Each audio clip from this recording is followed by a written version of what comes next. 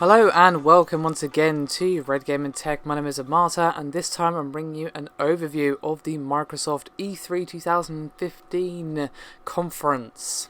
There was an absolute ton of information revealed as befits a console manufacturer and of course game developer conference.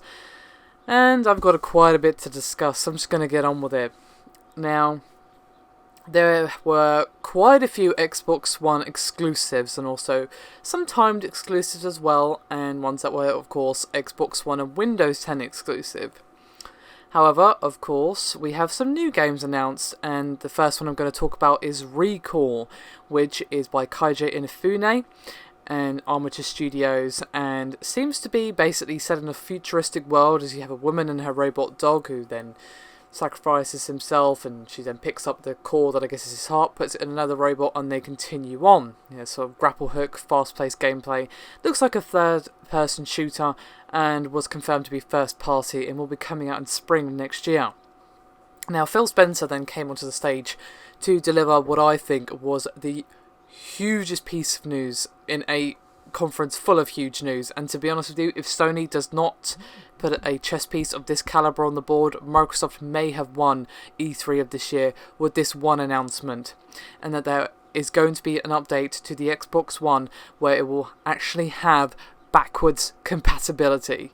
So yes, you will be able to play your Xbox 360 games that you already own on your Xbox One.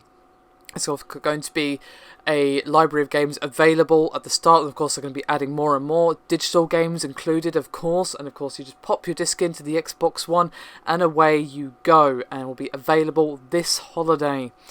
All the developer needs to do is approve their title to be available for backwards playability, so that's literally they tick a box or whatever. There is no work for the developer, so we're probably going to be seeing a huge influx of titles. Now you can use Xbox One features such as say live DVR, in-game streaming with the app, of course, screenshots, etc. So yeah, to be honest with you, as I said, I think Microsoft might have just won E3 with that reveal alone. Now, they did discuss the new controller a little bit, which seems very much on accuracy and also customization. You can remap buttons, you can swap components around, and it looks pretty damn awesome, to be honest with you. Moving on to some slightly smaller news, however, we had a confirmation of Dark Souls 3, and we also had a little bit of news regarding The Division, which will have an exclusive beta for Xbox One only in December.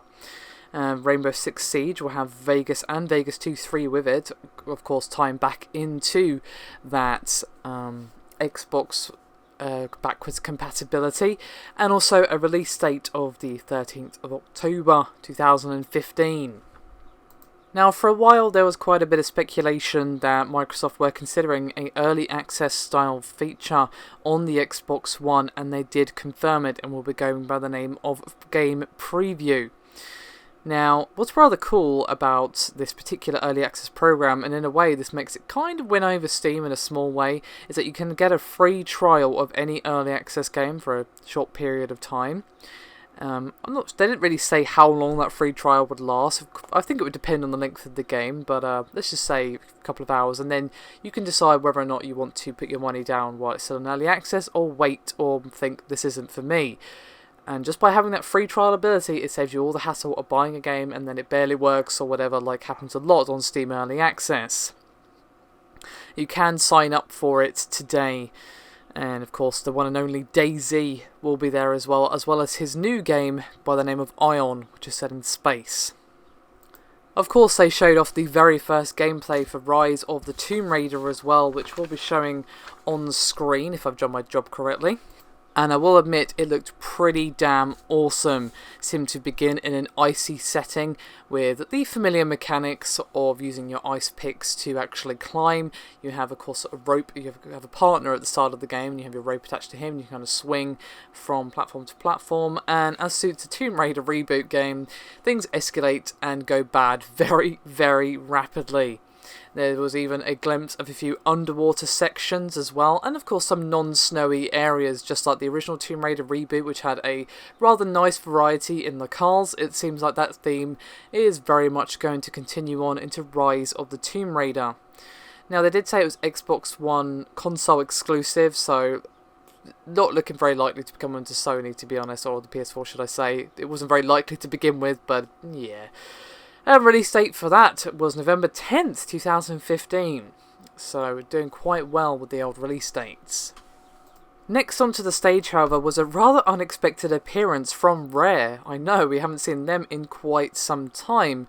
And they announced a couple of things, primarily the Rare Replay Collection, which is basically a collection of Rare games, all the classics that we know and love, as well as a new game from Rare by the name of Sea of Thieves, which is what they called a shared world adventure game. Heavily themed around pirates, you man a pirate ship as a team, explore, find treasure, and fight other ships in a very bright and cartoony graphic style that fits a Rare title. Looks pretty damn awesome, and always nice to see a new IP come into the fray. And as we all expected, we saw Gears of War make an appearance, and they confirmed what they're calling the Gears of War Ultimate Edition. It is the HD remaster of the original Gears of War that we've all been speculating for a while. It's going to be 1080p and 60 FPS in the multiplayer, which heavily implies it's only going to be 30 in the single player, with new content and a public beta which starts basically now. And it's going to be coming on August the 25th for that particular one. Now, the next reveal from them was huge, and it's pretty impressive they managed to keep this under wraps, as they did reveal Gears of War 4 with brand new characters. Two hunters working together as a team in a very nice environment. Gears of War 4 is what it's called, and will be coming out in Holiday 2016. Now, I've saved one of the coolest things for last, I feel, with the Microsoft HoloLens, as they really showed off a lot about how Minecraft in particular is going to work with the augmented reality headset. Now, you can actually play together with someone on the Surface tablet, and I'd assume you can with Windows as well, but they're of course focusing on the tablet in the show. Now, what's really cool is that you can just, when you're wearing the HoloLens device, actually show the game on the wall, or you can actually have it on a flat surface like a table. And I have to say, it was so awesome to see this Minecraft world rise up from the table, and the entire world is voice and hand controlled, so you're basically sort of pinching and swiping with your hand to kind of get a better view on things, and you can actually access all the console commands, which of course you can activate with your voice. And you can even view deep underground and mark places. So you look underground, oh, there's a stronghold right there. I'm going to mark that for later, and basically work together with the person who is playing on the surface. And I have to admit, the HoloLens looks awesome. Really, really cool.